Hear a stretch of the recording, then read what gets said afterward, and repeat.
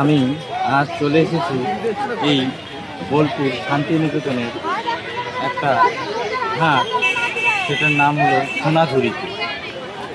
এই হাটে আজ আমি প্রথম চলে এসেছি এবং এসে যা অভিজ্ঞতা অর্জন করলাম সেটাই আমি আপনাদের এই ভিডিওর মাধ্যমে প্রকাশ করছি। আমি সত্যি খুব মানে স্পেল বাউন্ডেড, মানে মন্ত্রমুগ্ধ হয়ে যাচ্ছি যে এটাকে সত্যি হাট বলবো না মেলা বলবো।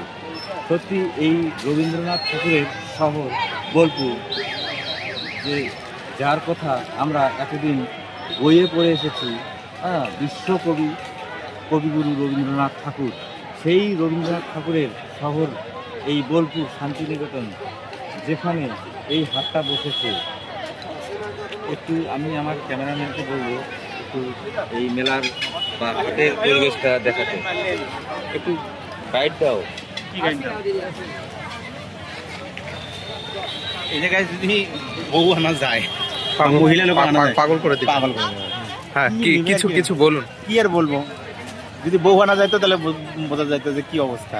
এই এই যে দেখতে পাচ্ছ, লাখ লাখ টাকা এনেও পাত্তা পাওয়া যেত না। এই আর হাটে কোনটা নেবে কোনটা না নেবে শেষে কিছুই নেওয়া হতো না। সেটাই ভাবছি। করলাম মোটামুটি খরচা। সেই সকাল কত সকালে এসেছি, আর এই যে হাতে মাত্র কয়েকটা জিনিস, মানে পছন্দ কোনটা করব ভেবেই পাচ্ছি না।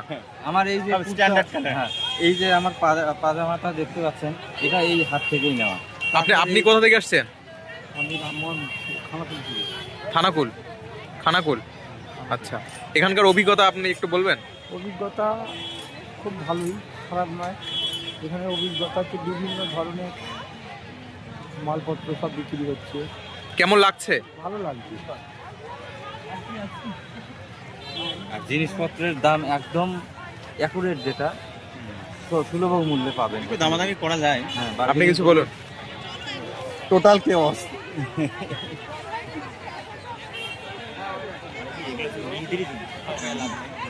ওরা আনলে আমাদেরটাও চয়েস করবে, ওদেরটাও চয়েস করবে।